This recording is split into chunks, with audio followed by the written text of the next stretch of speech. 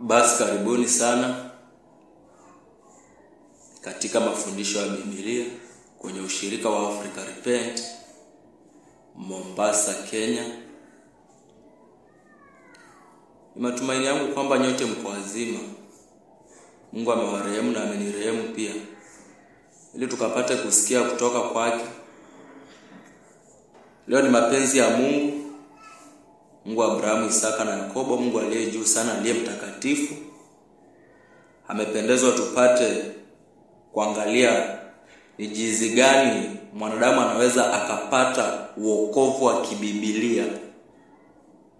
Unafaa utambue tuzungumzie wokovu wa dini. Kuna wokovu wa dini ambao unakutana tu na pastor katika crusade na anasema ni nani anataka kuokoka, ainue mkono na anaombewa sala ya toba. Ile ni njia ya shetani kupeleka nafsi jehanamu. Maana sala ya toba, wokovu wa kuombewa sala ya toba, pale hakuna ufunuo wa dhambi, hata hujatambua uovu, hakuna huzuni ya kimungu, hakuna toba ambayo imekamilika ambayo inatoka ndani ya moyo wa mwanadamu, ndani ya moyo wa mtu mwenyewe akabiliane na Mungu yeye mwenyewe binafsi. Hiyo haiko na hakuna imani. Chengiko pale tu ni udanganyifu, na mwisho nafsi yako inatumbukia jehanamu. Kwa hivyo Mungu amependezwa tuangalie ni jinsi gani wewe ambaye haujampokea Kristo unaweza ukapata wokovu wa kibibilia. Maana wokovu wa kibibilia kuna kutambua wewe mwenyewe ni mwenye dhambi. Maana huwezi ukaanza kutubu ukiwa hujajua kama wewe ni mwenye dhambi. Kwa hivyo wokovu wa kibibilia kuna kutambua kwamba wewe ni mwenye dhambi, ama ujue chimbuko la dhambi ama ufunuo wa dhambi zako. Alafu kuna huzuni ya kimungu na toba. Hizo huwa zinakuja zikiwa zinaandamana. Huzuni ya kimungu na toba, hizo zinaoana. Na hizi zote zinatoka kwa Mungu. Alafu kuna imani. Hii itakuwa ni sermon ambayo itagawanywa mara 3 kwa uwezo wa Mungu, maana itakuwa ndefu sana. Inaweza ikachukua hata masaa 6 nikiamua nishiriki mahali pamoja. Leo tutaangalia kuhusu chimbuko la dhambi ama ufunuo wa dhambi. Kesho Mungu akipendezwa tuangalie kuhusu toba na huzuni ya kimungu. Kesho kutwa Mungu akipendezwa pia tuangalie kuhusu imani na kupokea Roho Mtakatifu. Maana imani na kupokea Roho Mtakatifu pia zinaoana. Toba na huzuni ya kimungu zile zinaoana, zinakuja mara moja, na imani na Roho Mtakatifu zinakuja mara moja, pia zinaoana. Kwa hivyo ni tuamini, tuombe, alafu Mungu aongoze kama jinsi ambavyo inampendeza. Na kushukuru wewe Mungu wa Abrahamu, Isaka na Yakobo, Mungu uliye mtakatifu, uliye mwaminifu, uliye mwenye haki. Mungu ambaye unakaa juu sana katika mahali pako patakatifu, pamoja na wenye mioyo iliyovunjika, mioyo iliyotubu ili kuisha nafsi za wanyenyekevu. Bwana Mungu, nasongelea mbele zako kwa kuwa umeweka huu msukumo ndani ya moyo wangu nipate kushiriki kuhusiana na hili swala la wokovu wa kibibilia. Ni jinsi gani mwanadamu anaweza akaupata? Maana watumishi wa uongo ambao baba yao ni ibilisi wanazidi kupanda mbegu ambazo hazizai matunda ambayo yanakupendeza. Bwana Mungu, enda ukamkemea yule mwovu shetani ambaye anasababisha dhambi katika ulimwengu. Bwana enda ukanisaidia, enda ukasaidia hata msikilizaji. Saidia kila mmoja akafungue moyo wake apate kuelewa. Hata wale ambao katika wokovu wa dini, wokovu wa uongo, wale ambao wako katika makanisa ya uongo ambao hayashiriki neno la kweli, Mungu enda ukawafungue kupitia ujumbe, wapate kujitambua na kujielewa. Tafadhali Bwana Mungu, enda ukaturehemu, enda ukarehemu ulimwengu. na ni katika jina lako Yesu Kristo uliyeketi mkono wa kuume wa Mungu Baba, uliye mwombezi wetu, uliye mkombozi wetu na Bwana wetu. Ulisema tukiomba lolote kupitia jina lako utalifanya. Mungu ndo kafanye hili Bwana. Saidia ujumbe huu upate kufikia watu wengi zaidi katika mtandao. Tafadhali Bwana. Ili watu wapate kupambanua na kutambua. Tafadhali Yesu. Na kulilia na kusina kuomba kwa kuwa wewe ndiye uliyepewa jina ambalo wanadamu tukiliitia tunapata uokovu. Na ni katika hilo jina lililokuwa na safi na tukufu, jina lililo juu sana ya majina yote, nimeomba na hata kuamini. Amen. Wapendwa, karibuni sana. Mimi naitwa Morris.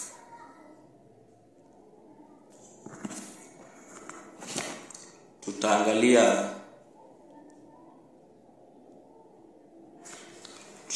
kitabu cha Zaburi 51 mstari wake ni 5.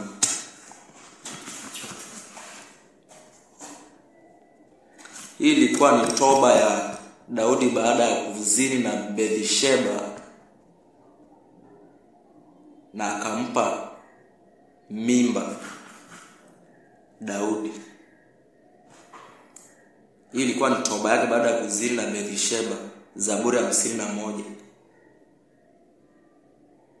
Na wakati Mungu alimtuma Nathan kwa Daudi, Daudi hakukataa, alikubaliana na uovu wake. Maana alitambua kwamba ametenda dhambi dhidi ya Mungu ambaye ni mtakatifu na Mungu ambaye hana ushirika na dhambi. Na Daudi hakashuka baada ya kutambua dhambi zake. Na uwezo ukatubu wakati hujatambua makosa, wakati hujatambua dhambi. Daudi alionyeshwa makosa yake na Nathan. Alionyeshwa makosa yake na Nathan, ndo akaanza kutubu uovu wa kuzini na mke wa Uria, na mbaya zaidi hata akamuua Uria kupitia upanga wa maadui zao ambao walikuwa wanapigana nao. Daudi alisema Uria akapangwe mahali ambapo vita imechacha kabisa ili apate kuoa, ili aridhi mke wake, kwa kuwa alikuwa anampa mimba. Wakati Daudi alionyeshwa dhambi yake,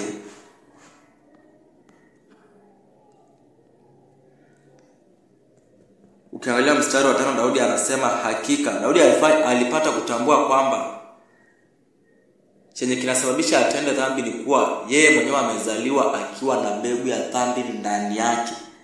Na hiyo mbegu ya dhambi ambayo amezaliwa nayo ndani yake ndio inazaa matunda ya maovu, ya uzinzi, afanye uzinzi. Hilo ni tunda ambalo linatokana na dhambi ambayo ameirithi kutoka kwa Adamu.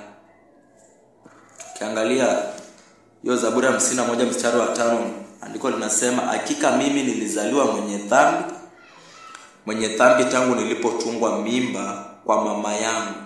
Hakika mimi nilizaliwa mwenye dhambi tangu nilipotungwa mimba kwa mama yangu.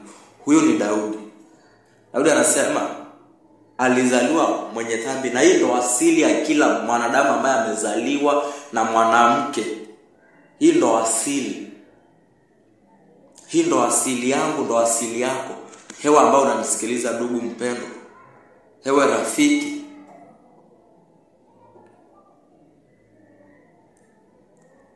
Mimi na wewe tulizaliwa wenye dhambi kutoka tumboni mwa mama zetu.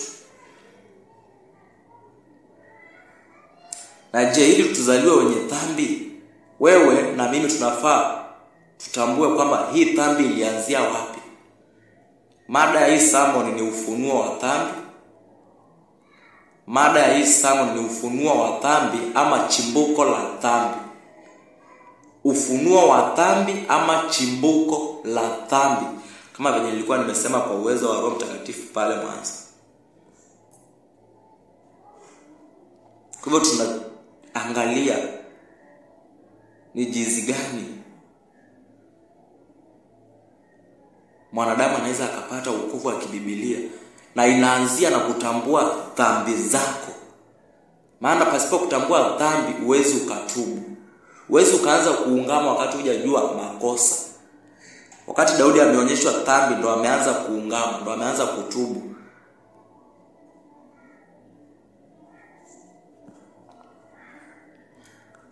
Dhambi ilianzia wapi? Dhambi ilianzia wapi? Dhambi ilianzia wapi? Hili mimi na wewe tuzaliwe tukiwa wenye dhambi kutoka tumboni mwa mama zetu. Tunarudi nyuma katika kitabu cha Mwanzo. Tutaangalia Mwanzo 2 mstari wake ni wa 16, tuone chanzo cha dhambi.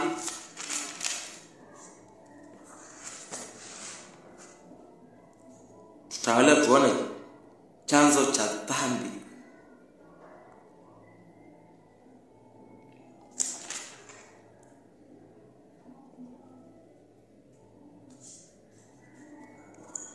Kabla tusome Mwanzo 2:16 na 17, hacha kwanza tusome Mwanzo 1:26 na 27.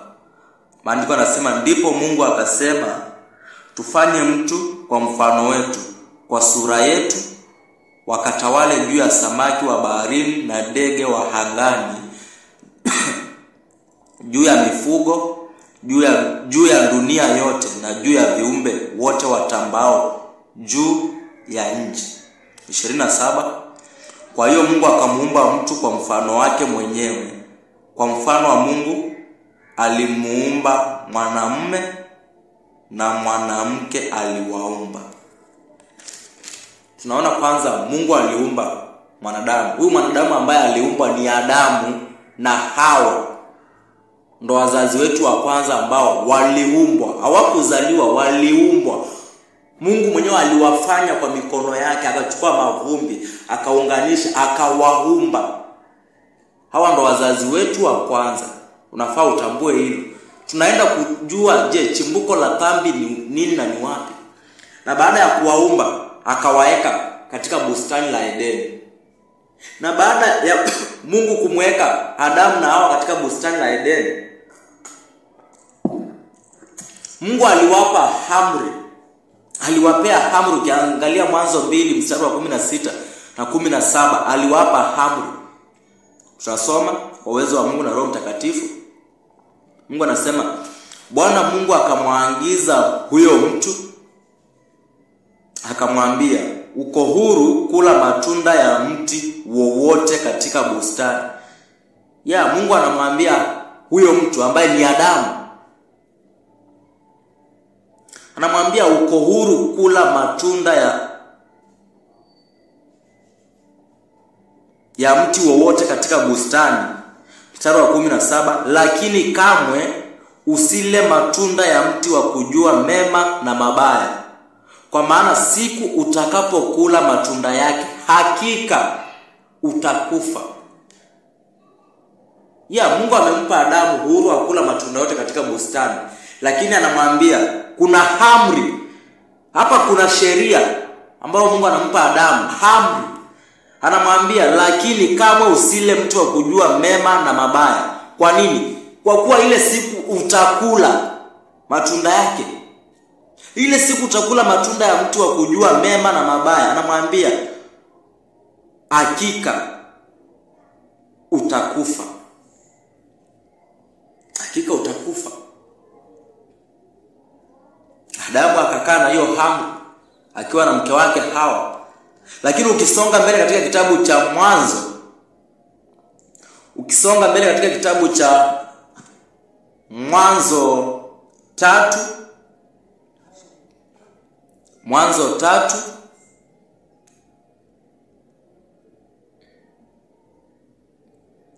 ukiangalia kitabu cha Mwanzo 3 mstari wa kwanza, tunaona jinsi ambavyo Ibilisi anakuja na kumnong'onezea mke wake Adamu, ambaye ni mama wetu wa kwanza Hawa, ama Eva. Ibilisi, yule nyoka mkubwa, Ibilisi anakuja kumdanganya Hawa. Anamwambia, ukiangalia Mwanzo 3 mstari wa kwanza, nyoka anamwambia, basi nyoka, andiko linasema, basi nyoka alikuwa mwerevu kuliko wanyama wote wa porini ambao Bwana Mungu aliwafanya. Nyoka akamwambia mwanamke, hati kweli Mungu alisema kamwe msile matunda ya mti wowote wa bustanini?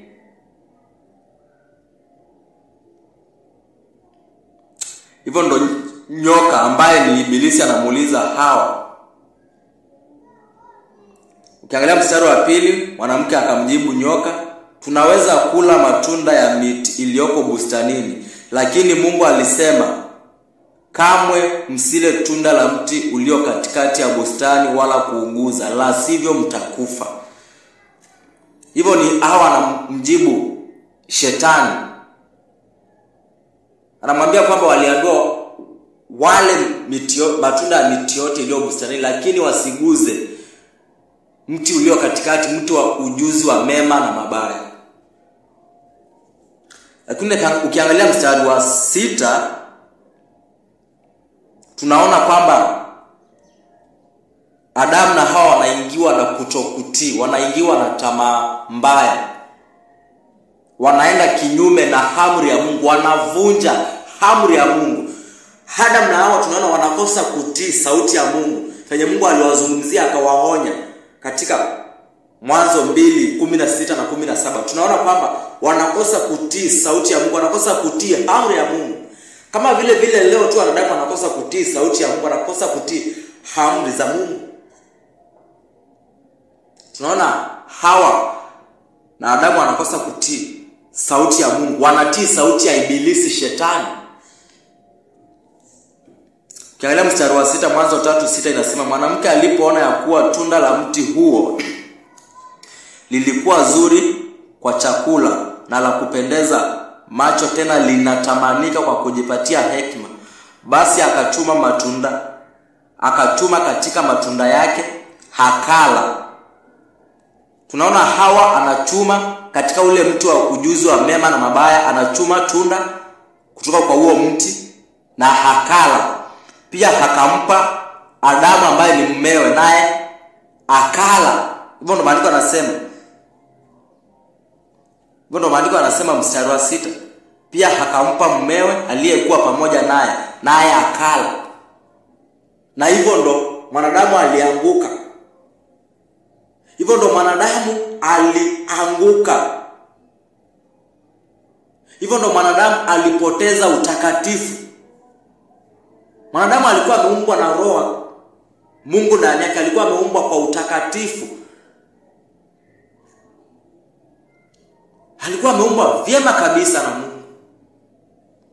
Lakini hapa tunaona Adamu na Hawa wanapoteza uungu ndani yao. Wanapoteza uungu ndani yao kwa kusikiza ibilisi. Na hivyo ndo dhambi ikaingia ulimwenguni. Hivyo ndo dhambi iliingia ulimwenguni kwa Adamu kuvunja amri ya Mungu. Adamu na Hawa wamevunja amri ya Mungu, aliambiwa wasile, wakala. Dhambi ikaingia ulimwenguni. Na kutoka pale kila mwanadamu ambaye anazaliwa akiwa chini ya utumwa wa dhambi. Anazaliwa akiwa na mbegu ya dhambi ndani yake. Ndio maana unaona mtoto haumfundishi kukasirika, lakini unapata mtoto anakasirika. Mtoto anapokonya wenzake hata kama ni peremende. Mtoto anatukana. Mtoto anachukia, na ni mtoto mdogo. Mtoto anaramba sukari na ukimuuliza anakuambia hapana baba, hapana mama, sijaramba sukari, na hata iko kwa mdomo. Ni nini? Chanzo ni nini? Chanzo ni pale bustani la Edeni. Wazazi wetu wa kwanza walikosa kutii sauti ya Mungu, wakatii sauti ya ibilisi, wakavunja amri ya Mungu, akala tunda ambalo Mungu alikuwa amewaambia wasile.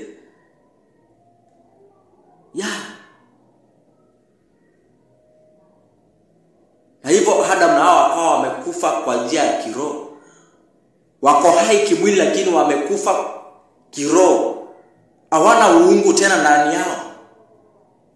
Dhambi ikaumbika ndani ya moyo wa Adamu na moyo wa Hawa. Na ikawa sasa Morris akizaliwa anazaliwa akiwa na mbegu ya dhambi. Kwa nini Morris nizaliwe nikiwa na mbegu ya dhambi ndani yangu? Kwa nini wewe Karo? Kwa nini wewe Maidia? Kwa nini wewe Silifana? Kwa nini Gertrude, Mama Baraka? Kwa nini uzaliwe ukiwa na mbegu ya dhambi ndani yako?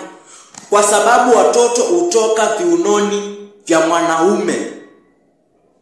Watoto hutoka viunoni vya mwanaume. Na wakati Adamu na Hawa waliasi, tulikuwa katika viuno vya Adamu. Ukiangalia kitabu cha Mwanzo 15, Mwanzo 15 tutaangalia kwa uwezo wa Mungu na Roho Mtakatifu. Mwanzo 15 mstari wake nadhani ni wa 4. Mstari wake ni wa 4. Hapa ni Mungu anazungumza na Abraham. Ndipo neno la Bwana lilipomjia. Hivyo ndio inasema mstari wa 4, Mwanzo 15 mstari wa 4. Mtu huyu hatakuwa mrithi wako, mbali mwana atakayetoka katika viuno vyako mwenyewe ndiye atakayekuwa mrithi wako. Kwa hivyo ili andiko linatuonyesha wazi kwamba watoto wanatoka katika viuno vya mwanamume. Na wakati Adamu na Hawa waliasi, mimi na wewe tulikuwa katika viuno vya Adamu. Ulimwengu mzima, haijalishi wewe ni Muislamu, wewe ni Mbuddhism, haijalishi wewe ni Hindu, haijalishi wewe ni nani. Hakuna cha dini hapa. Dini sio njia ya mwanadamu kumuona Mungu. Njia ya mwanadamu kumuona Mungu ni utakatifu. Kwa hivyo usijifiche katika dini. Huu ujumbe unafaa kwa mtu yeyote yule. Usijifiche chini ya dini. Usijifiche chini ya dhehebu. Haijalishi unatawadha mara ngapi kwa siku, kama hauna Kristo, kama hauna wokovu wa kibibilia, mwisho wako ni jehanamu. Kwa hivyo Adam ndiye baba wa ulimwengu wote. Ulimwengu wote umetoka katika viuno vya Adamu. Na tunazaliwa tukiwa na mbegu ya dhambi ndani yetu. Tunazaliwa tukiwa na mbegu ya dhambi ndani yetu. Na ndio maana unaona ukiangalia Zaburi ya 51 sasa, tunarudi pale tulianzia. Ukiangalia Zaburi ya 51 mstari wa 1 inasema, hakika mimi nilizaliwa mwenye dhambi tangu nilipotungwa mimba kwa mama yangu. Hivyo ndo Daudi alipata kutambua hicho ambacho nimekielezea kwa uwezo wa Roho Mtakatifu ndani yake. Daudi alielewa hiyo system kwamba kutoka bustani la Edeni, kutoka viunoni mwa Adamu, yeye amezaliwa akiwa mwenye dhambi kutoka kwa Yese ambaye ni baba yake. Wakati mbegu ya Yese iliingia kwa tumbo la mama yake Daudi, kilifanyika kiumbe ambacho ni kichafu, ni kiumbe kiovu mbele za Mungu, kiumbe ambacho hakina roho wa Kristo ndani yake. Na hivyo Daudi akawa anatambua hili, na wewe unafaa utambue hili kwamba haujazaliwa na hali ya utakatifu. Umezaliwa ukiwa mchafu. Umezaliwa ukiwa tambara chafu mbele za Mungu. Na unafaa utambue hili. Ukiangalia pia Zaburi ya 58 mstari wake ni wa 3. Andiko linasema, waovu ni wapotovu tangu kuzaliwa kwao, toka tumboni mwa mama zao ni wakaidi na usema uongo. Waovu. Kwa nini hao watu wanaitwa waovu? Kwa sababu wamezaliwa na mbegu ya dhambi. Dhambi ni mbegu ambayo Adamu aliipanda kwa kila mwanadamu ambaye alitoka kwenye viuno vyake wakati aliasi. Na hiyo mbegu inazaa matunda. Matunda ambayo yanazaliwa na dhambi ni uovu. Ni uovu.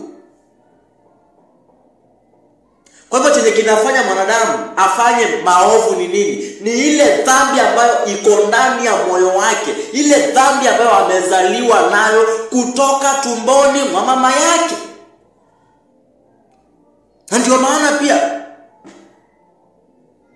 katika hii Zaburi Daudi pia anasema, waovu ni wapotovu tangu kuzaliwa kwao. Daudi anajua vizuri.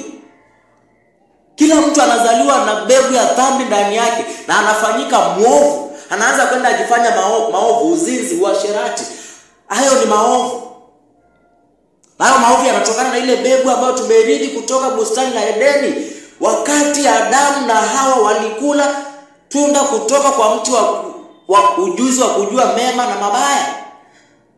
Tukafanyika waasi, tukafanyika waovu, wapotovu. Waovu, Zaburi ya 58 mstari wa 3, waovu ni wapotovu tangu kuzaliwa kwao, toka tumboni mwa mama zao ni wakaidi na usema uongo. Tunazaliwa tukiwa na mbegu ya dhambi ndani yetu.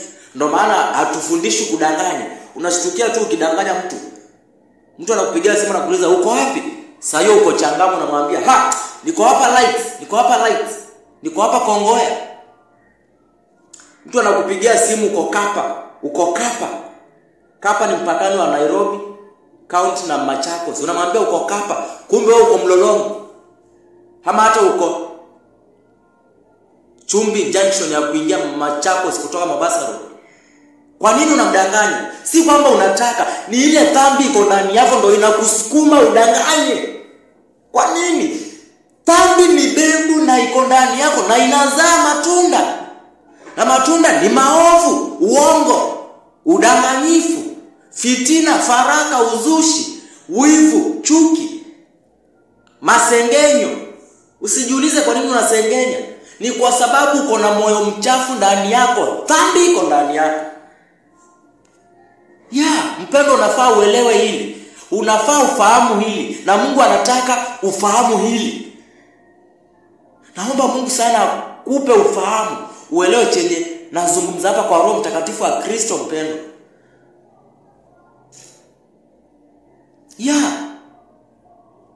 Kevo, usijiulize kwa nini unapenda gambling. Kwa nini unapenda kucheza kamari? Usijiulize kwa nini Kevo unafanya masturbation, kupiga punyeto. Usijiulize kwa nini Kevo. Kevo, usiulize kwa nini unatazama pornografia. Ni kwa sababu dhambi iko ndani yako na ndio inakusukuma ufanye maovu. Ukipanda mbegu ya mahindi, lazima hiyo mbegu ya mahindi ichipue na izae mahindi. Adamu alipanda mbegu ya dhambi ndani yako Kevo, na ndio maana unazaa maovu ambayo ni kutazama pornografia, kupiga punyeto, kufanya ushoga. Hayo ni maovu ambayo yanatokana na mbegu ambayo iko ndani yako, ambao umezaliwa nayo, ambao ni moyo mchafu ambao tumezaliwa nao. Ukiangalia pia kitabu cha Isaya kinafafanua zaidi kwamba sisi ni waasi. Isaya 48 samahani. 48. Isaya 48 mstari wake ni wa 8. Tutasoma pia kwa uwezo wa Mungu. Andiko linasema hujayasikia wala kuyaelewa. Kuna watu mpaka leo hawajaelewa hili. Na ndio maana roho wa Mungu amenisukuma. Nimekuwa na msukumo karibia wiki nzima nishiriki kuhusiana na mfumo wa wokovu wa kibiblia. Nimekuwa na msukumo. Kwa nini? Kuna watu hawajawahi sikia. Kuna watu hawajawahi elewa. Na msukumo Mungu ameuweka ndani yangu ili upate kupambanua, upate kuelewa. Ili ukienda jehanamu, mahali ambapo tone la maji haliwezi likapatikana, mahali ambapo hapana toba, maisha yako yote ukiingia jehanamu hakuna toba. Toba ni wakati unaishi. Kwa hivyo, hii samu nisikilize ukiwa huna mzaa ndani yako. Weka kiburi chini, weka ujeuri chini, weka unafiki chini mpendo. Upate kupokea chenye Mungu anataka ukipokea na ukielewa. Kuna watu hawajawahi sikia kuhusu hili na wala kuelewa. Na Mungu anataka uelewe. 48 Isaya mstari wa 8. Hujayasikia wala kuyaelewa. Tangu zamani sikio lako halikufunguka. Ninafahamu vyema jinsi ulivyo mdanganyifu. Hivyo ndo Mungu anasema, ninafahamu vyema jinsi ulivyo mdanganyifu. Uliitwa mwasi tangu kuzaliwa kwako. Mimi na wewe Karo, mimi na wewe Maida, mimi na wewe Lydia, mimi na wewe Moses, mimi na wewe Mama Baraka, Gertrude, Salome, Silvana, Faraja, Abraham na Winifrida. Mimi na nyinyi tuliitwa waasi tangu kuzaliwa kwetu. Mbona tuliitwa waasi? Kwa sababu kutoka bustani la Edeni mbegu ya dhambi ilipandwa ndani ya mioyo yetu, na tunazaliwa naye. Tunazaliwa na mioyo michafu. Tunazaliwa tukiwa tunastahili tu tuzaliwe na tuchukuliwe tutupwe jehanamu. Kwa nini? Hatuna uungu ndani yetu. Hatuna uhusiano wote na Mungu. Tunazaliwa tukiwa wachafu. Lakini Mungu anatupa rehema. Tukue mpaka tufikie kiwango cha kupambanua lililo jema na lililo baya, ili tupate kuungama uovu, tupate kutubu na kuhuzunika na kulia machozi mbele za Mungu ambaye ni mtakatifu, ambaye hana ushirika na dhambi. Wapendwa, Mungu ni mtakatifu, mtakatifu, mtakatifu, na hana ushirika na dhambi, na kitu kichafu hakitarithi ufalme wa Mungu. Ndio maandiko yanasema. Ni usikize hii sermon mpendwa, ukiwa sober minded, akili yako ikiwa kati vizuri, ili upate kuelewa, na pia mimi nipate kuelewa, ili kama kuna unafiki uko ndani yangu nipate kuungama mbele za Mungu. Mungu ananizungumzia na anakuzungumzia. Nataka tuangalie wokovu wa Isaya. Wokovu wa nabii Isaya. Kuna kitu Isaya alipata kukielewa, na unafaa pia ukielewe, ili ujue kwamba hauwezi ukatubu dhambi wakati hujafahamishwa dhambi, ama wakati hujatambua dhambi. Huwezi ukatubu dhambi. Kiangalia kitabu cha Isaya 6. Kitabu cha Isaya 6.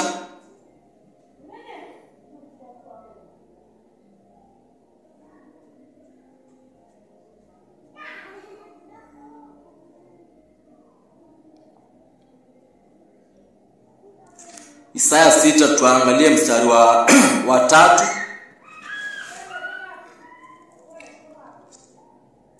Maandiko yanasema, nao walikuwa wakiitana kila mmoja na mwenzake. Hawa ni malaika maserafi. Maandiko yanasema, nao walikuwa wakiitana kila mmoja na mwenzake, mtakatifu, mtakatifu, mtakatifu ni Bwana mwenye nguvu zote, dunia yote imejaa utukufu wake. Nao walikuwa wakiitana kila mmoja na mwenzake, mtakatifu, mtakatifu, mtakatifu ni Bwana mwenye nguvu zote, dunia yote imejaa utukufu wake. Ya hivyo ndo Isaya halipata kuona. Kiangalia mstari wa 5 hadi wa 7. Acha tuangalie mstari wa 4 hadi wa 7. Isaya anazidi kusonga mbele, anasema, kwa sauti zao miimo ya milango na vizigiti vilitikisika, nalo hekalu likajaa moshi. Mstari wa 5, hapa ndo unafaa uwe makini kabisa. Mstari wa 5 unasema, ndipo nikalia. Isaya analia. Isaya analia. Isaya analia. Analia Isaya, ole wangu, nimeangamia, kwa kuwa mimi ni mtu mwenye midomo michafu, nami ninaishi katikati ya watu wenye midomo michafu. Nayo macho yangu yamemwona mfalme, nayo macho yangu yamemwona mfalme, Bwana mwenye nguvu zote. Ndipo mmoja wa wale maserafi akaruka kunijia akiwa na kaa la moto linalowaka mkononi mwake, ambalo alikuwa amelichukua kwa koleo kutoka madhabahuni. Akaniguza nalo kinywa changu na kusema, tazama, hili limeguza midomo yako, uovu wako umeondolewa, nayo dhambi yako imesamehewa.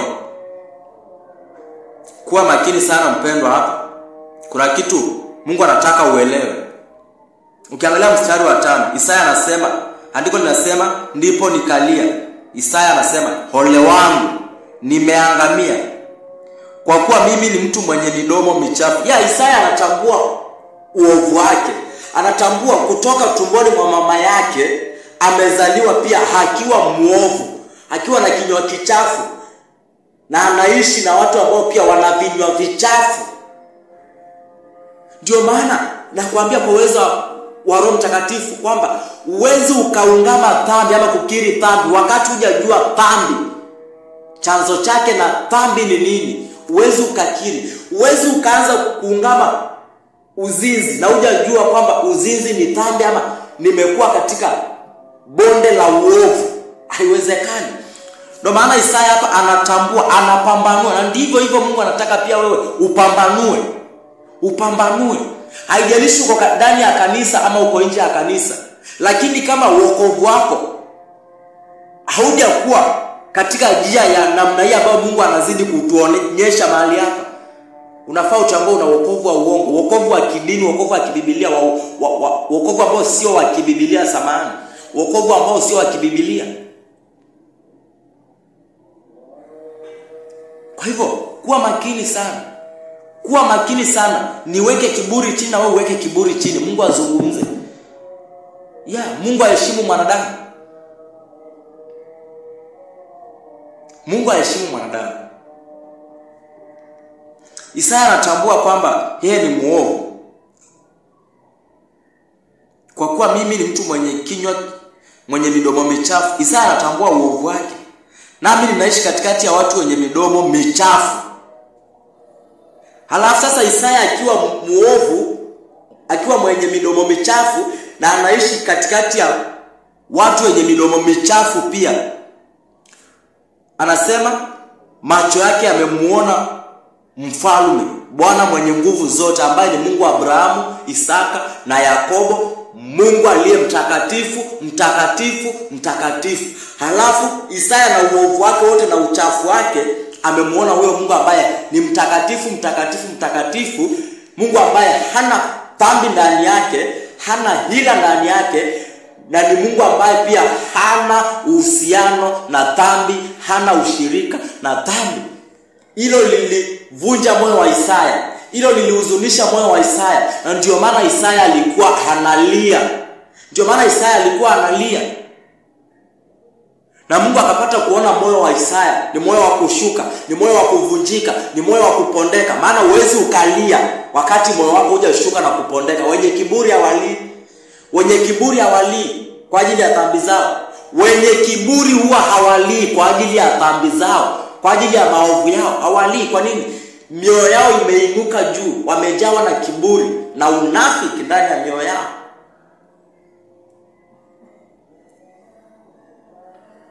Isaya anatambua uovu wake, analia, na Mungu akaona moyo wa Isaya. Ndio Mungu anamtuma huyu malaika. Ukiangalia mstari wa 7, ukiangalia mstari wa 7, ukiangalia mstari wa 6 inasema, ndipo mmoja wa wale maserafi akaruka kunijia akiwa na kaa la moto linalowaka mkononi mwake, ambalo alikuwa amelichukua kwa koleo kutoka madhabahuni. Mstari wa 7, akaniguza nalo kinywa changu na kusema, tazama, hili limeguza midomo yako, uovu wako umeondolewa, nayo dhambi yako imesamehewa. Huyu malaika anachukua kaa kutoka madhabahuni, mahali ambapo Mungu anapatikana, mahali ambapo Mungu yuko, mahali ambapo ni patakatifu. Alafu lile kaa anakuja anaguza midomo michafu ya Isaya, nalo likiwa linawaka, likiwa na moto. Alafu anamwambia, kwa hilo kaa venye limeguza midomo yako michafu, uovu wako umeondolewa, na dhambi yako ambayo uliirithi kutoka kwa Adamu imesamehewa completely. Ni furaha iliyoje! Ni furaha iliyoje mwenye dhambi kupata msamaha wa dhambi kupitia wokovu wa kibibilia. Ni furaha zaidi. Ni furaha zaidi.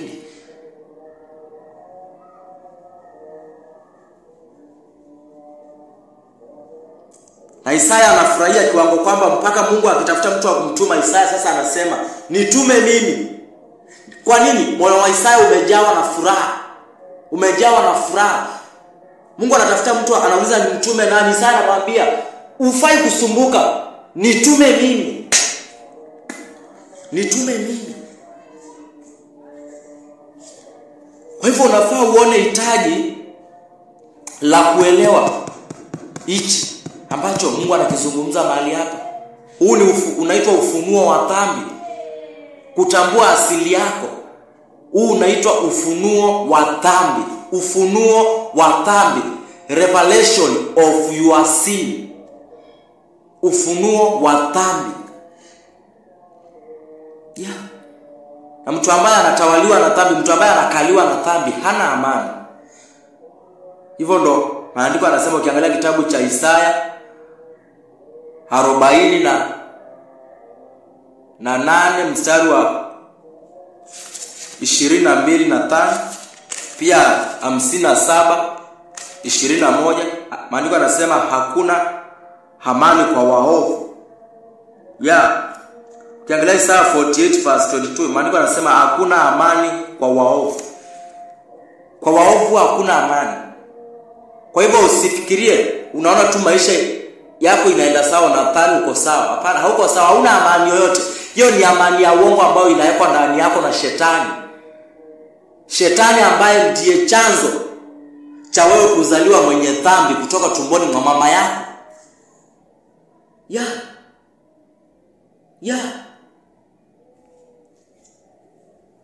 Shetani ambaye ndiye chanzo cha wewe kuzaliwa na dhambi ndani yako. Chanzo ni shetani. Kama shetani asingekuja na kumdanganya Hawa na Adamu, hatungezaliwa wenye dhambi. Tungezaliwa na utakatifu na roho wa Kristo ndani yetu. Kwa nini? Tuliumbwa kupitia Kristo. Tuliumbwa kupitia Kristo. Adam aliumbwa kupitia Kristo na kwa ajili ya Kristo. Lakini shetani akakuja akatuumba tena kwa njia ya uovu, kwa udanganyifu. Shetani alitwist maandiko. Venye watumishi wa uongo, mapasta wa uongo katika makanisa leo wanatwist maandiko kwa ajili ya faida ya matumbo zao, kwa ajili ya kuongozwa na matumbo zao, lakini hawana haja na nafsi yako. Hawajali nafsi ya kanisa. Washirika wakifa wataenda wapi? Hawajali. Wao wanataka wanunue magari, wakae maisha mazuri kwa mifuko yenu. Mungu anataka upambanue mpendo. Wacha kudanganyika na kuwa ndani ya kanisa. Usidanganyike. Kanisa haitakupeleka mbinguni. Chenye kinapeleka mwanadamu mbinguni ni utakatifu, kwa kuwa uliamini kazi ya msalaba, uliamini Kristo kufa, kuzikwa na kufufuka. Kwa hivyo ndio maana Mungu anataka uelewe kuhusiana na chimbuko la dhambi ama ufunuo wa dhambi. Baada ya Adamu tumeona kuhusiana na wokovu wa Isaya, ama jinsi ambavyo Isaya alitambua uovu wake. Sasa tunaangalia kitabu cha Warumi 5:12. Baada ya Adamu kuvunja amri pale bustani la Edeni, dhambi iliingia ulimwenguni na ikafikia kila mwanadamu ambaye amezaliwa na mwanamke.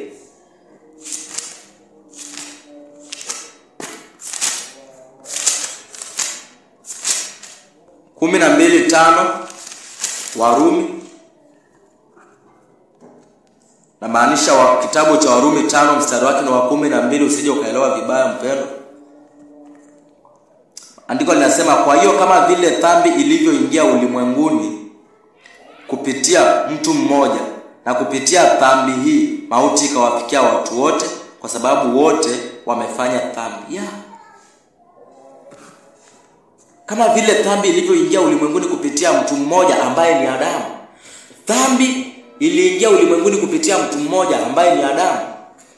Na kupitia dhambi hii tunaona kwamba dhambi iliingia ulimwenguni kupitia mtu mmoja ambaye ni Adamu. Na kupitia hii dhambi ambayo iliingia ulimwenguni kupitia huyu Adamu, mauti ikafikia watu wote. Kwa nini mauti inafikia watu wote? Kwa kuwa wakati Adamu anafanya dhambi, anafanya uasi, sisi sote tulikuwa katika viuno vyake. Ulimwengu wote ulikuwa katika viuno vya Adamu. Ndio maana dhambi ikaingia ulimwenguni mzima, na ulimwengu mzima ukarithi dhambi kutoka kwa Adamu. Na ndio maana leo unaona watu wako katika maovu, wako katika dhambi kuendelea. Kwa nini? Kwa sababu wamezaliwa, wamerithi dhambi kutoka kwa Adamu. Na hiyo inaenda hivyo kwa vizazi na vizazi na vizazi mpaka mwisho wa dahari. Mpaka mwisho wa dahari. Hata watakatifu tulio ndani ya Kristo, hata watakatifu ambao tuko ndani ya Kristo, watoto ambao tunazaa tuzai wakiwa watakatifu, bado wanazaliwa na mbegu ya dhambi ndani yao. Huo ndio ukweli wa kibibilia. Huo ndio ukweli wa kibibilia.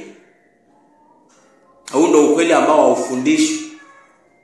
Lakini Mungu amependa leo upate kujua hili. Baada ya dhambi kuingia ulimwenguni kote kupitia kwa mtu mmoja ambaye ni Adamu, dhambi ilianza kuzaa maovu sasa.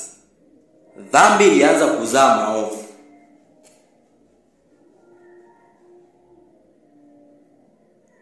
Kwa nini dhambi inazaa maovu? Kwa kuwa kila mwanadamu ambaye anazaliwa na mwanamke anazaliwa na mbegu ya dhambi ndani yake. Anazaliwa akiwa amekufa na kuoza ndani ya dhambi.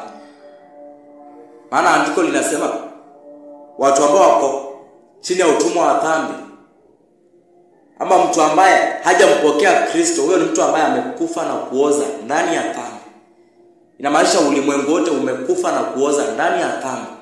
Yule ambaye ana Kristo ndani yake, yule ambaye hajawahi pata ufunuo wa dhambi zake, akapata toba na huzuni ya kimungu na akapokea imani na Roho Mtakatifu, akaamini kazi ya msalaba, huyo amekufa na kuoza ndani ya dhambi. Kiangalia kitabu cha Waefeso 2 mstari wa kwanza na wa pili. Waefeso 2 mstari wa kwanza na wa pili, maandiko yanasema, kwa habari zenu mlikuwa wafu katika makosa na dhambi zenu ambazo mlizitenda mlipofuatisha namna ulimwengu huu na za yule mtawala wa ufalme wa anga, yule roho atendaye kazi sasa ndani ya wale wasiotii. Wenye dhambi ni watu ambao hawatii. Ni watu ambao wanatawaliwa na mfalme wa anga ambaye ni shetani, ibilisi. Anawatawala kupitia ile dhambi ambayo alipanda ndani yao kupitia baba ambaye ni Adamu.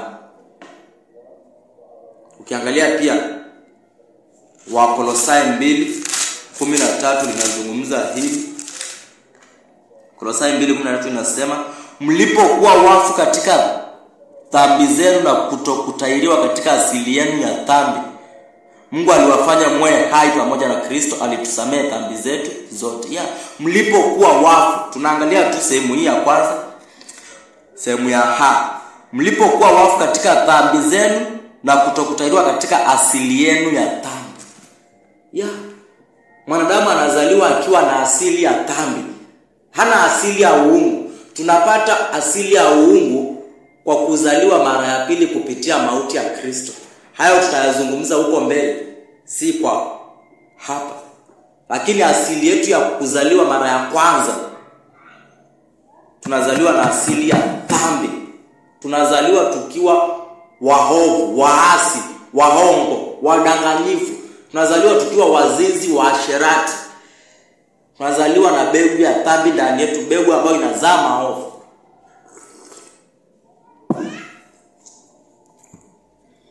Hayo maovu ambayo yanazaliwa na huo uovu,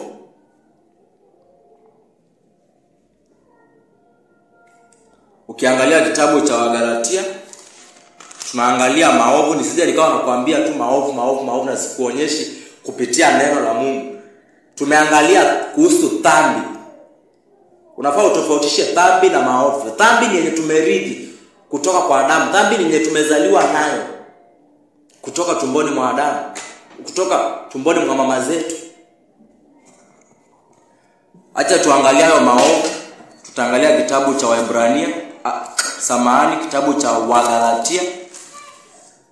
Wagalatia sura ya 5 mstari wa 19 hadi 21. Haya ni matunda ambayo yanazaliwa na ile mbegu. Maana mbegu ikipandwa lazima izae matunda. Kwa hivyo shetani alipanda mbegu ya dhambi ndani ya mioyo yetu kupitia baba yetu ambaye ni Adamu. Na hiyo mbegu ya dhambi sasa ina matunda yake. Na haya matunda ndio tunaenda kuyaangalia katika kitabu cha Wagalatia 5:19 hadi 21. Andiko linasema, hichi ni kitabu ambacho kimeandikiwa kanisa ambalo ni takatifu, kanisa la Galatia. Na kwa kuwa watu walikuwa watakatifu, si ati Mungu hawaonyi. Mungu anawaonya hadi watakatifu ili wasije wakazembea katika imani na wakabackslide, wakarudi tena. Na ikakuwa ni sawa na mbwa ambaye analengelea matapiko yake. Nasema 19 hadi 21. Basi matendo ya mwili ni dhahiri, nayo ni haya: uasherati, huu ni uovu. Huu ni uovu ambao ni tunda la dhambi. Tunda ambalo linatokana na dhambi ambayo iko ndani yako. Hiyo dhambi ndio inakusukuma unafanya uasherati. Yaani unafanya tendo la ndoa mahali ambapo hapana ndoa. Huo ndio unaitwa uasherati. Haujaolewa na haujaoa na unafanya tendo la ndoa. Inaitwa zinaa kwa jina lingine. Zinaa. Hilo unalifanya kwa sababu ndani yako kuna dhambi. Na hiyo dhambi ndio inakusukuma. Huenda ikawa wewe hutaki ufanye huo uasherati, lakini unashtukia tu umefanya. Hiyo dhambi ambayo iko ndani yako ndio inakusukuma. Ambayo hiyo sasa ndio chanzo cha uasherati. Kwa hivyo uasherati ni tunda la dhambi, ni uovu. Kuna uchafu kwa aina nyingi. Uchafu, mtu ambaye anafanya masturbation ama kupiga punyeto, huo ni uchafu. Mtu ambaye hana afya, mimba, kumwaga damu isiyo hatia, huo ni uchafu pia. Mtu ambaye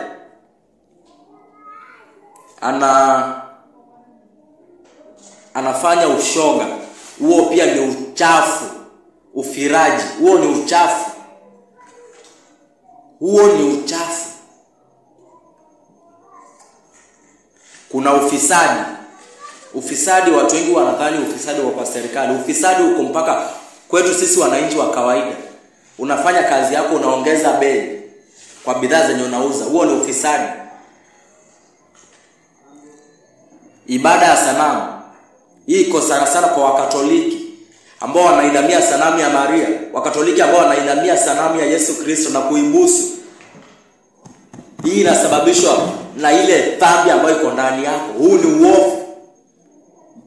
Haya ni matunda ya dhambi ambayo tumerithi kutoka kwa Adamu, ambayo ilipandwa na ibilisi shetani. Uchawi, watu ambao wanaenda kwa waganga, watu ambao wanaroga, hiyo inatokana na ile mbegu ya dhambi ambayo ilipandwa na ibilisi shetani. Kuna uadui, iwe ni kwa plot, iwe ni kazini, iwe ni nyumbani, iwe ni kwa familia, uadui. Kuna ugomvi, kuna wivu, kuna hasira, kuna fitina, kuna faraka, kuna uzushi, kuna husuda, kuna ulewaji wa pombe, utafunaji wa miraa, mogoka, ulevi wa uvutaji wa bangi, madawa ya kulevya yale ya kujidunga, hata yale ya kumeza pia. Ulevi wa wanawake, ulevi wa wanaume. Haya yote ni maovu na yanatokana na ile dhambi ambayo shetani aliipanda mioyoni mwetu kupitia baba ambaye ni Adamu.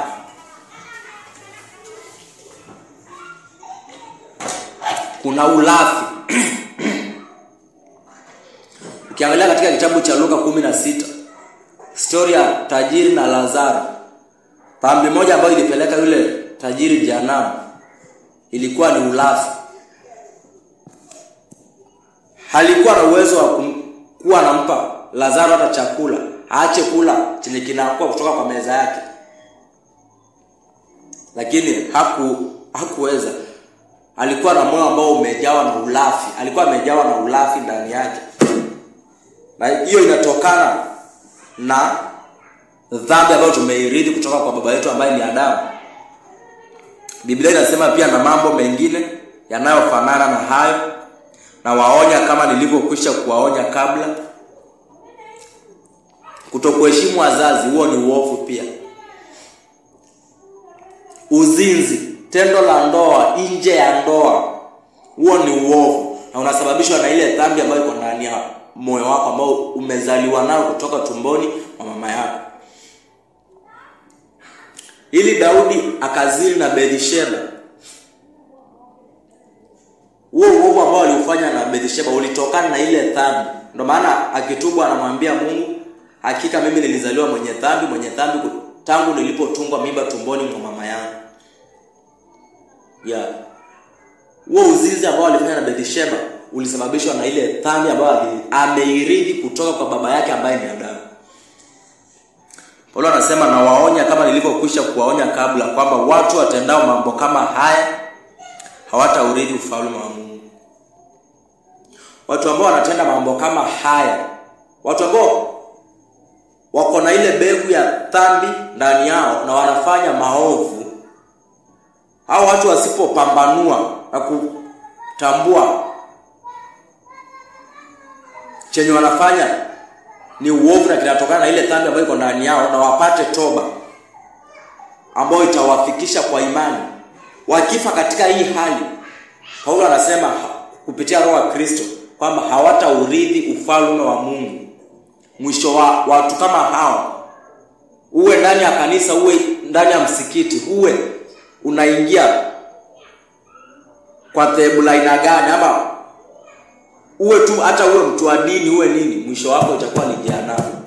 Kama haya unayafanya hadi sasa, mwisho wako ni jehanamu.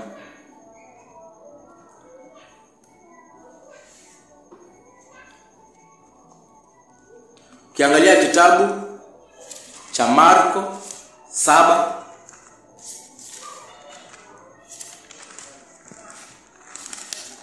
Marko 7 mstari wa 21.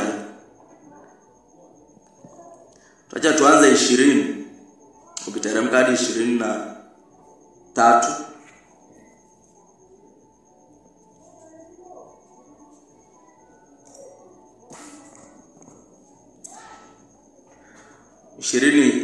Ukianzia 20 nasema, akaendelea kusema, kile kimtokacho mtu ndicho kimtiacho unajisi. Kile kitokacho ndani ya mtu kupitia kinywa chake, kile kitokacho ndani ya mtu kupitia matendo, hicho Yesu anasema ndicho huwa kinatia mtu unajisi. Na kinatoka wapi? Kinatoka ndani ya moyo wake. Mbona kinatoka ndani ya moyo? Kwa kuwa ndani ya moyo wa huyu mtu ambaye amezaliwa na mwanamke, mbegu yake imepandwa na mwanaume kwa mwanamke na anazaliwa akiwa na ile dhambi ambayo ameirithi kutoka kwa Adamu. Ndio maana ndani yake matendo yake yanakuwa ni machafu, maneno yake yanakuwa ni machafu. Kwa maana kutoka ndani ya moyo wa mtu utoka mawazo mabaya. Kutoka ndani ya moyo wa mtu utoka mawazo mabaya. Huyu ni mtu ambaye hana Kristo sasa. Utoka mawazo mabaya, uasherati unatoka ndani ya moyo wa mtu, wizi, kuiba kunatoka ndani ya moyo wa mtu, uwaji kupitia abortion, uwaji kupitia kuavya mimba, na maanisha hivyo, ama kutoa mimba, lugha yenye inaeleweka zaidi. Uwaji kupitia kuchukia. Ili uchukie mtu, chuki inaanza ndani ya moyo. Na hata kama uko ndani ya kanisa na uko nje ya kanisa na moyo wako umejawa na chuki, hujawahi okolewa, hauna Kristo ndani ya moyo wako. Hilo ni utambue. Ukienda kanisa uende ukijua hilo. Uwaji kupitia aidha kutumia bunduki, kisu, hivyo. Hayo yanatoka ndani ya moyo wa mtu. Unayapanga kutoka ndani ya moyo wako. Hizi kwa jina lingine huwa ni dhambi za makusudi ambazo unazipanga. Uzinzi, tendo la ndoa nje ya ndoa. Umeolewa, umeoa, unaacha mume wako, unaacha mke wako, unashiriki tendo la ndoa na mtu mwingine nje ambaye hamko kwa ndoa na yeye. Hilo linatoka ndani ya moyo. Tamaa mbaya inatoka ndani ya moyo. Unamwangalia mwanaume tu unamtamani na sio mke wako. Unaangalia mwanamke unamtamani na sio mke wako. Hiyo inatoka ndani ya moyo. Tamaa mbaya. Tamaa pia kwa mali za wenzako. Umeona mwenzako ako na gari, unaanza kuwa na tamaa mbaya. Hiyo inatoka ndani ya moyo. Uovu ni tunda ambalo linazaliwa na dhambi. Uovu ni tunda. Uovu unatoka ndani ya moyo. Unazaliwa na ile dhambi ambayo Adamu aliipanda ndani yetu. Udanganyifu unatoka ndani ya moyo. Ufisadi unatoka ndani ya moyo. Wivu unatoka ndani ya moyo. Matukano. Mombasa inajulikana sana kwa matukano. Waswahili, watu wa Mombasa, Waislamu wanapenda matusi na wanatarajia katika ya matusi warithi ufalme wa mbinguni. Hao ni wanafiki. Mwisho wao ni jehanamu wasipotubu na kugeuka na kuacha huo ujinga na upumbavu.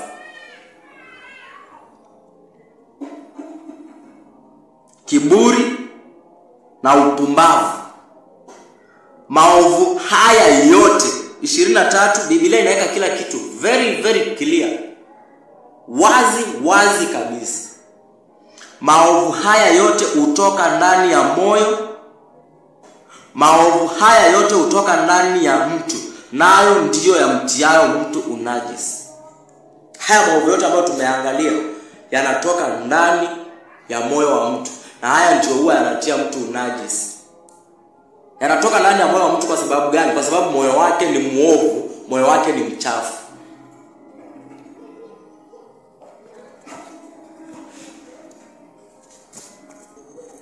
Acha tuangalie kwa nini basi dhambi inatawala mwanadamu kiasi hichi mpaka inazaa matunda mengi namna hii. Kwa nini dhambi inatutawala kiwango hichi mpaka kuzaa maovu na kuweka uadui kikamilifu kati ya mwanadamu na Mungu? Kwa nini? Kitu ya kwanza Yesu anasema, ukiangalia kitabu cha Yohana Mtakatifu 8 mstari wake wa 34, Yesu anasema, andiko linasema, Yesu akajibu, amini nawaambia, kila atendaye dhambi ni mtumwa wa dhambi. Jambo la kwanza ambalo unafaa uelewe ni kuwa ukiona unalemewa na dhambi, ukiona unalemewa na maovu, uzinzi, wizi, uasherati, fitina, ufiraji, ushoga, usagaji, ukiona hizi dhambi zote zinakulemea, ukiona dhambi imekukalia hivi, ni kwa sababu uko na moyo wa dhambi ndani yako. Na hiyo hiyo dhambi inakufanya uwe mtumwa. Dhambi inakufanya uwe mtumwa wake. Yaani uwezi ukajinasua pale. Ni mkono wa Mungu peke yake unaweza ukakutoa katika huo utumwa wa dhambi. Unatenda dhambi kwa kuwa dhambi imekutawala, dhambi imekumiliki. Hiyo ndo jina swali bwana alitafuta. Dhambi imekumiliki. Umemilikiwa na dhambi kutoka tumboni mwa mama yako. Sasa ukiona dhambi imekumiliki namna hiyo, sasa huwa inakufanya mtumwa. huwa inakufanya mtumwa. Dhambi kukufanya mtumwa ni kumaanisha uwezi ukafanya chenye wewe unataka. Hivyo ndo namaanisha. Unaweza ukawa hutaki utoke nje ya ndoa yako ulalishwe na mwanaume mwingine, lakini unajipata tu umelalishwa. Si ati hata ulikuwa unataka hiyo pesa sana. Hapana. Si ati yule mwanaume unampenda. Dhambi ndo inakusukuma. Unaweza kuwa kwa kazini kwako hautaki ukule pesa ya magendo, lakini unajipata umekula pesa ya magendo. Kwa nini? Na jana ulikuwa umesema nataka niache hii tabia. Dhambi imekumiliki, haiwezi kukuruhusu uache. Kwa nini? Shetani ndiye anakutawala. Ukiwa chini ya utumwa wa dhambi, uko chini ya himaya ya ibilisi shetani. Shetani ndiye anakutawala. Shetani ndiye anakutawala kupitia ile dhambi. Shetani ndiye anakutumia. Wewe ni chombo cha shetani, chombo cha dhambi sasa. Ndio maana Yesu anawaambia, amini amini nawaambia, kila atendaye dhambi ni mtumwa wa dhambi. Kila atendaye dhambi ni mtumwa wa dhambi.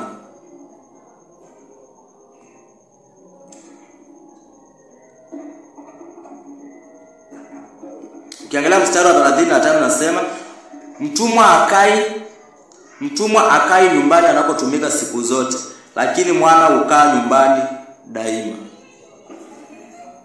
Yaani dhambi inakumiliki, unakuwa mtumwa mpaka inakufanya kana kwamba wewe ni mtoto. Inakufanya kana kwamba wewe ni mtoto wa hiyo dhambi. Kwa hivyo inakumiliki kwamba hata ukifikiria kujinasua, kesho yako unajipata tu umelegelea uzinzi. Unajipata umelegelea wizi, umelegelea ufisadi. Na hautaki kabisa, lakini unajipata uko pale pale. Unajipata uko pale pale. Ni kwa sababu dhambi imekumiliki.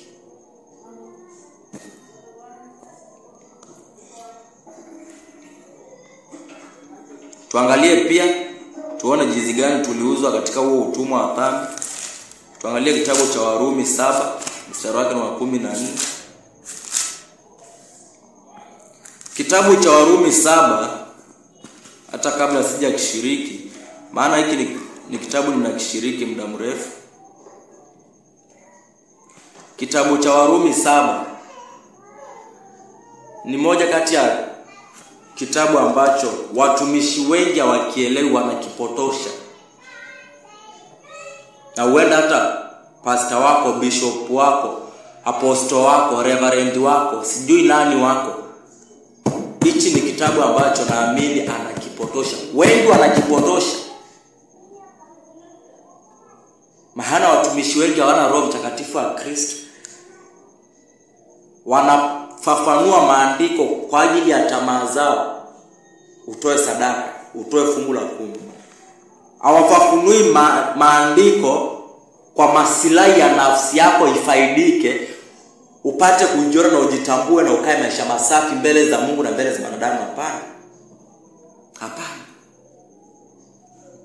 Ndio maana Roho wa Mungu amekwambia ili uweke sikio lako wazi vizuri. Uweke sikio lako wazi vizuri upate kuelewa chenye Mungu anataka uelewe. Warumi 7 mstari wa 14 andiko linasema, kwa maana tunajua kwamba sheria ni ya kiroho, lakini mimi ni wa kimwili, nikiwa nimeuzwa kwenye utumwa wa dhambi. Sheria ni ya kiroho, tena ni takatifu. Hivyo ndio maandiko yanasema sheria ni ya kiroho, tena ni takatifu. Sheria ni gani? Sheria ni yenye Musa ameandika. Usiwe na miungu mingine ila mimi. Hiyo ni sheria, ni amri. Usiinamie sanamu ya kuchongwa, iwe juu mbinguni iwe duniani. Hiyo ni amri.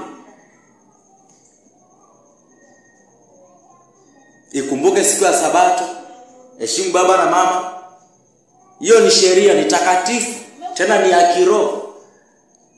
Lakini wewe na mimi, sisi ni wa kimwili. na Adamu ametuuza katika utumwa wa dhambi. Kwa hivyo hatuwezi kufanya chenye sisi tunataka, tunafanya chenye dhambi inataka. Naelewa?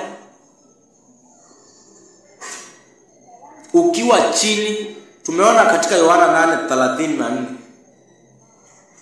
Amini amini nawaambia, kila atendaye dhambi ni mtumwa wa dhambi. Mtumwa wa dhambi amemilikiwa na dhambi, hawezi akafanya chenye anataka. Kwa nini? Hameuzwa. Adamu alituuza huko. Adamu ametuuza katika utumwa wa dhambi. Kwa hivyo mtumwa afanye chenye anataka, anafanya chenye bwana wake anataka, na bwana wako ni dhambi. Bwana wako ni dhambi. Wakati haujakombolewa kutoka utumwa wa dhambi, wakati haujaamini kufa, kuzikwa na kufufuka kwa Kristo, ili Kristo hawe Bwana mkombozi wa maisha yako, bwana wako anakuwa ni dhambi. Bwana wako anakuwa ni shetani kupitia dhambi. Maana shetani ndiye alipanda mbegu mbaya, mbegu ya dhambi ndani ya moyo wa Adamu, na Adamu akatuzaa tukiwa na moyo mchafu, moyo wa dhambi. Bwana Yesu apewe sifa. Yes. Kiangalia mstari wa 15, Warumi 7 mstari wa 15, inasema, sielewi nitendalo, kwa maana lile ninalotaka kulitenda silitendi, lakini ninatenda lile ninalolichukia. Hivyo ndio iko. Mwenye dhambi haelewi analotenda. Mwenye dhambi mambo mengine anayoyafanya hata anashtukia kuwa nimefanya. Mimi ni mke wa mtu, nimelalishwa nje ya ndoa yangu. Mimi ni mume wa mtu, nimelalishana nje ya ndoa. Au kutaka. Lakini ile dhambi ambayo iko ndani yako, wewe unachukia uzinzi, unachukia uasherati, lakini unajipata ndani yake. Kwa nini? Uliwahi jiuliza kwa nini? Ni kwa sababu unatawaliwa na dhambi. Dhambi imetawala moyo wako, imetawala nia yako, imetawala mawazo yako. Na ndio maana hauna uhuru wa kufanya chenye unataka. Mpaka mtu aje akuweke huru. Hilo cha kuweka huru tutalizungumza huko mbele. Sasa hivi tunaangalia kuhusiana na huu utumwa. Tunaangalia kuhusiana na ufunuo wa dhambi, huu utumwa wa dhambi. Yeah. 15, Warumi 7:15 nasema, kwa maana lile ninalotaka kulitenda silitendi, na huwezi ukalitenda. Kwa nini? Kwa sababu dhambi iko ndani yako na imemea mizizi. Na ndio inatoa matunda, uasherati, wizi, chuki, fitina kwa plot. Watu kuchukiana kwa plot. Watu kuchukiana kazini. Watu kuchukiana hata katika familia. Kwa nini? Dhambi inatawala.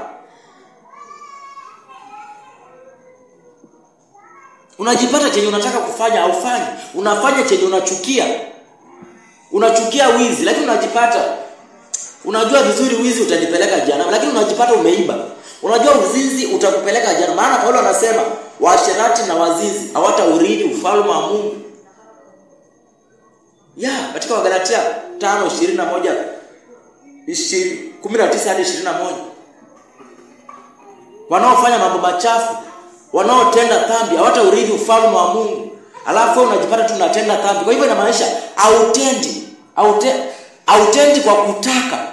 Unatenda kwa kulazimishwa, na ile dhambi iko ndani yako ndio inakusukuma unafanya hayo maovu. Kiangalia mstari wa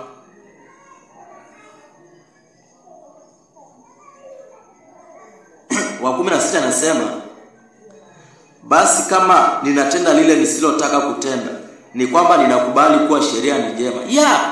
Unakubali, hata mimi ninakubali kwamba sheria za Mungu ni za haki, ni takatifu, ni njema na ni kamilifu. Kwa nini? Mungu hawezi kukwambia usiibe wakati anajua au haiwezekani ukose kuiba. Hapana. Hawezi akakwambia usimtamani mke wa jirani yako wakati anajua haiwezekani. Hauwezi ukakaa bila kutamani. Hapana. Mungu anajua ukishakutana na neno kama hili ambalo nalishiriki hapa kwa uwezo wa Roho Mtakatifu wa Kristo ndani yangu, ukikutana na neno kama hili na upate kutambua kwamba kumbe chenye kinafanya unafanya yale ambayo hauyataki ni dhambi ambayo iko ndani yako, Mungu anajua vizuri kwamba Karo atatubu, Karo ataungama dhambi zake, Karo atakiri dhambi zake na atageuka.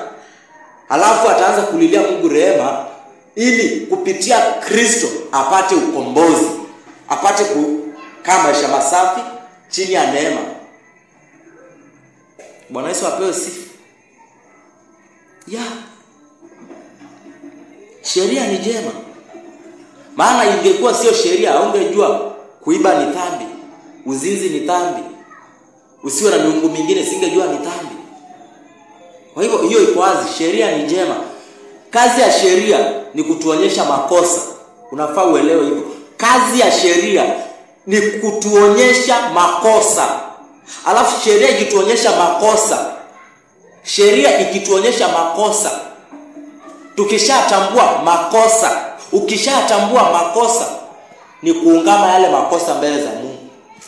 Ni kuungama yale makosa mbele za Mungu.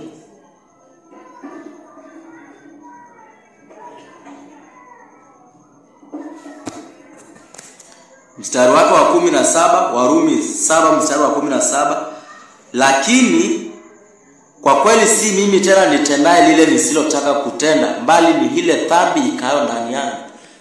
Ni kweli kabisa. Sio Karo, sio Maivia, sio Griffin, sio Han, sio Salome, sio Faraja, sio Silvana, sio Abraham, sio Wilfrida ambao wanatenda lile ambao hawataki kulitenda, mbali ni ile dhambi iliyo ndani yako ndio inatenda lile. Ile dhambi ambayo umezaliwa nayo ndio inafanya lile. Kwa nini iwe ni dhambi inafanya? Kwa kuwa wewe ni mtumwa na hiyo dhambi ndio inakutumia.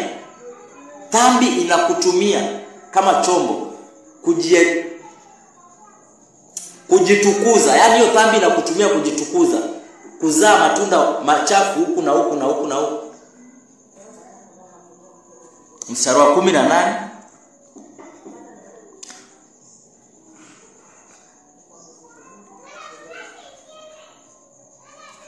kwa maana ninafahamu kwamba hakuna jema lolote likaalo ndani yangu, yaani katika asili yangu ya dhambi, yaani katika asili yangu ya dhambi, kwa kuwa nina shauku ya kutenda lililo jema, lakini siwezi kulitenda. Bwana Yesu apewe sifa. Kwa maana ninafahamu kwamba hakuna jema lolote likalo ndani yangu. Ndani ya mwenye dhambi, ndani ya mwanadamu ambaye amezaliwa na mwanamke akiwa na moyo mchafu kutoka bustani la Edeni, akiwa na mbegu ya dhambi ndani yake kutoka bustani la Edeni, kutoka kwa wazazi wetu wa kwanza ambao ni Adamu na Hawa. Ndani ya huyo mwanadamu hakuna jambo jema kama haja kukutana na Kristo na akatenganishwa na dhambi. Hakuna jambo jema ndani yake. Ndani yake kumejaa tu tamaa mbaya, mawazo machafu. Hakuna jambo jema ndani yako. Na hata mimi wakati sija kukutana na Kristo nikatengwa na dhambi, si kuwa na jambo jema ndani yangu. Matendo yangu yote mbele za Mungu ambaye ni mtakatifu, Mungu Abrahamu, Isaka na Yakobo, matendo yangu yote yalikuwa matambara machafu zaidi mbele za Mungu.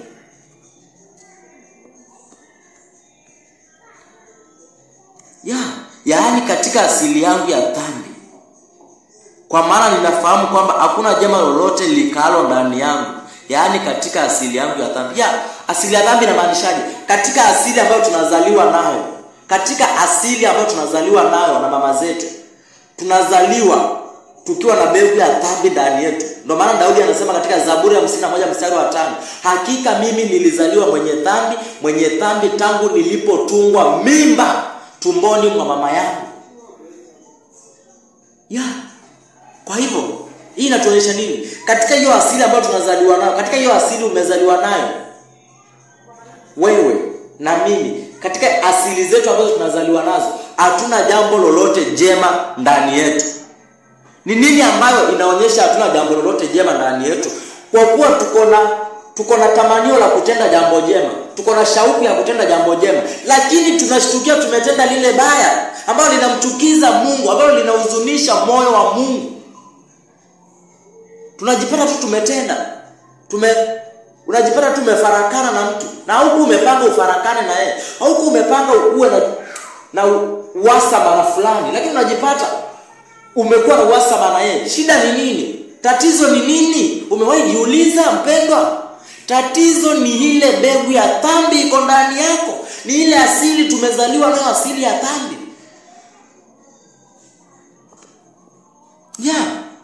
Una shauku ya kutenda jambo jema, lakini hauwezi. Ukiangalia mstari wa 19 inasema, sitendi lile jema nitakalo kutenda, bali lile baya nisilotaka ndilo nilitendalo.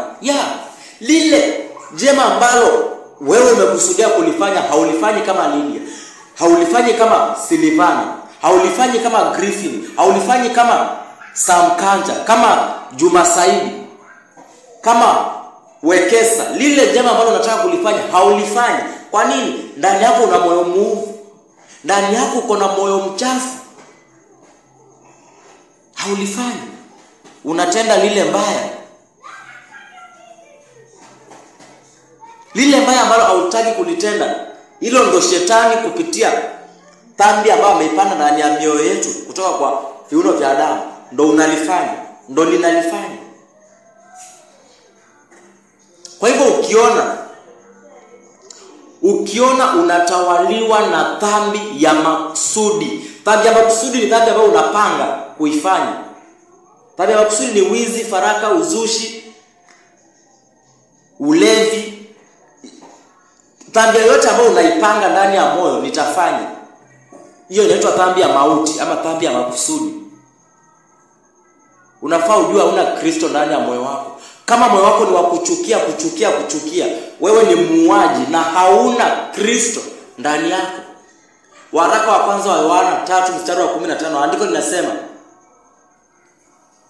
andiko linasema yeyote amchukiaye ndugu yake ni muuaji. Nanyi mnajua kwamba muuaji hana uzima wa milele ndani yake. Kwa hivyo kama wewe unachukia mtu ndani ya moyo wako, unafaa ujue hata kama unaenda kanisa, hata uwe umeolewa na pastor, hata uwe unaosha kanisa, mwisho wako ni jehanamu usipotubu na kugeuka. Mpendwa, usijidanganye na dini, usijidanganye na kujificha katika kanisa. Leo kanisa zimejaa wazizi, zimejaa wezi, zimejaa watu wachafu zaidi wamejaa makanisani. Kwa hivyo ni pambanua, tambua chimbuko la dhambi, tambua ufunuo wa dhambi, pokea ufunuo wa dhambi na ujichunguze moyo wako, uangalie mimi ndiye huyu ambayo hii somo nimezungumzia. Na kama wewe ndiye huyu ambaye hii somo nimezungumzia, kwa uwezo wa Mungu kuna somo next ambayo inakuelekeza kwenye toba, ikuonyesha toba ni nini na ni jinsi gani mtu anatubu. Acha tuangalie kitabu kingine, hatuko mbali kumaliza. Acha tuangalie kitabu cha Isaya 64 mstari wake ni wa 6. Isaya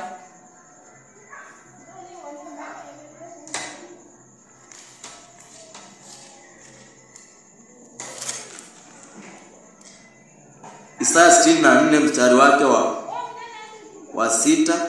Sisi sote tumekuwa kama mtu aliye najisi. Sisi sote tumekuwa mtu aliye najisi. Nayo matendo yetu ya uadilifu ni kama matambara machafu. Sisi sote tunasinyaa kama jani, na kama upepo maovu yetu utupeperusha. Andiko linasema nayo matendo yetu ya uadilifu ni kama matambara machafu. Mtu ambaye hana Kristo, mtu ambaye ni mtumwa wa dhambi, ndani yake maandiko yametuambia hakuna jema lolote. Matendo yako ya uadilifu, naye Isaya anazungumza kwa roho wa Mungu. Anasema hata yale matendo ambayo unafikiria umeyafanya ati ni mema, Kama hauna Kristo, hayo matendo yote ambayo unafikiria ni mema, hesabu kama bure kabisa. Hesabu kama bure kabisa. Mtu ambaye hana Kristo, hana wokovu wa kibibilia, haizi akatenda lolote jema. Yote ambayo anayafanya, hata kama unasaidia, Mungu anasema hayo matendo ambayo unayaona ya uadilifu, kwake anasema ni matambara machafu. Ni matambara machafu. Kwa hivyo jichunguze. Na kama ni mimi pia nijichunguze. Angalia unakaa maisha gani mpendwa, ndani ya kanisa, nje ya kanisa. Je, kulingana na hii sermon nimeishiriki kwa Roho Mtakatifu wa Kristo? Unaamini umeokoka? Una wokovu wa kibibilia? Ama uko nje? Uko nje ya Kristo? Yesu akija kama sasa hivi, utasimama mkono wa kushoto kama mbuzi ama utasimama mkono wa kulia kama kondoo? Jichunguze. Acha tutasoma kitabu kimoja, halafu tuamini, tuombe.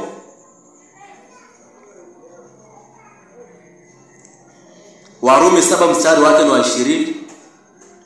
Basi kama ninatenda lile nisilotaka kutenda, si mimi tena nifanyaye hivyo, mbali ni ile dhambi ikayo ndani yangu. Ukiona wewe una mwendeleo wa kufanya matendo machafu, sio wewe, ni ile dhambi ambayo iko ndani yako. Na unafaa utambue kutoka sasa, kama umekuwa ukiamini umeokoka. Kama umekuwa ukiamini umeokoka na uko katika masengenyo kuendelea, uko katika fitina, katika plot, katika familia, katika kazi, mahali unafanya kazi, kuendelea, uko katika uzinzi, uasherati, ulevi, wizi, dhambi zote za makusudi uko ndani yake, kuendelea. Mpendwa, amka kutoka kwenye huo usingizi na utambue ndani yako ni dhambi. Una moyo wa dhambi, una moyo mchafu. Hujawahi tengwa mbali na dhambi. Na uanze kutubu. Next. Uenda kesho, Mungu akiniwezesha, kwa Roho wake Mtakatifu, kama venye nimekuwa na huu msukumo, naomba nizidi kuwa na huu msukumo pia, nipate kushiriki sermon ya pili ambayo inazungumzia kuhusu toba na huzuni ya kimungu. Toba na huzuni ya kimungu. Mungu ameruhusu usikie kuhusiana hili. Kama maisha yako ni machafu kuendelea, mpendwa, tambua huna wokovu wa kibibilia. Tambua hujawahi kuokolewa. Watu wameokoka hawakai maisha machafu, hawatawaliwi na dhambi. Mtu ameokoka, mpendwa, atawaliwi na dhambi ya makusudi. Huo ndio ukweli unafaa uelewe. Mtu ambaye ameokoka wokovu wa kibibilia atawaliwi na dhambi ya makusudi, dhambi ya mauti, kuendelea. Kwa hivyo jichunguze. Na kama ukijichunguza uone haufikii haya, tambua kweli hujawahi okolewa. Tambua kweli hauna Kristo na uanze kutafuta Kristo. Tambua hauna Kristo na uanze kutafuta Kristo. Kitabu cha waraka wa pili wa Paulo kwa Wakorintho, 2 Corinthians 13 verse 5. Wakorintho wa pili 13 mstari wa 5. Paulo anaambia kanisa la Korintho, jichunguzeni wenyewe muone kama mnaishi katika imani. Jichunguzeni wenyewe muone kama mnaishi katika imani. Jipimeni wenyewe. Je, amtambui ya kuwa Yesu Kristo yumo ndani yenu? Kama sivyo, kama Yesu Kristo unaona hayuko ndani yako na unashaka, basi umeshindwa kufikia kipimo hicho. Na uanze kutubu. Sermon next. Tafadhali, sermon next. Tutazungumzia kuhusu toba na huzuni ya kimungu. Pokea sifa ya Mungu wa Abrahamu, Isaka na Yakobo, Mungu aliye juu sana, uliye mtakatifu. Bwana, asema asante kwa jinsi ambavyo umezungumza nasi. Umetuonyesha chimbuko la dhambi, umetuonyesha ufunuo wa dhambi zetu. Mungu, naomba yeyote ambaye atasikia huu ujumbe, hii sermon Bwana, tafadhali Mungu, endo kampe mwamko mpya. Endo kamwamshe kutoka kwenye usingizi ambao ameishi kulala. Ndani ya kanisa, ndani ya msikiti, ndani ya dini yoyote ile. Endo kaonyesha wanadamu kwamba dini ni njia ya shetani kupeleka nafsi jehanamu. Dini sio mpango wako Mungu. Mpango wako ni utakatifu. Watu waone dhambi zao, wapate huzuni ya kiungu, wapate toba na wapate imani Bwana. Na wakae maisha ya utakaso, maisha matakatifu mbele zako Mungu na mbele za wanadamu. Mungu ndo kazungumza na kila mmoja. Endo kaeke msukumo katika moyo wa kila mmoja ambaye atasikia hii sauti, na hata wale ambao wameisikia mahali hapa. Kila mtu akapate kujichunguza, aone kana kwamba amefikia kiwango cha imani ndani ya Kristo Yesu. Tafadhali Bwana, endo karehemu nafsi, endo kakomboe mtaa wa Shauri Yako Bwana. Vifo vimekuwa nyingi katika huu mtaa Bwana. Na ukiona vifo vimekuwa vingi katika mtaa, na maisha ya dhambi imekuwa kuu zaidi katika mtaa huo Bwana. Mungu endo kakomboe huu mtaa pia. Endo kakomboe Mombasa. Endo kakomboe Kenya, Afrika na ulimwengu wote. Tafadhali Bwana. Mungu, hii sermon hacha ifikie watu wengi zaidi Bwana. Mahali popote ambapo Kiswahili kinasikika Bwana, hacha hii sermon Bwana ikafike. Kwa uwezo wa Roho Mtakatifu Bwana. Naomba Bwana ili likatendeke, kwa kuwa Kristo alisema lolote ambalo tutaliomba kupitia jina lako utalifanya. Tafadhali Yesu Kristo, naomba usaidie hii sermon ikapate kufikia watu wengi zaidi, na ikapate kuguza watu wengi zaidi, wakapate kujitambua. Tafadhali Bwana, ndio ukasaidie Yesu. Na ni katika jina lako kuu na safi nimeomba na hata kuamini.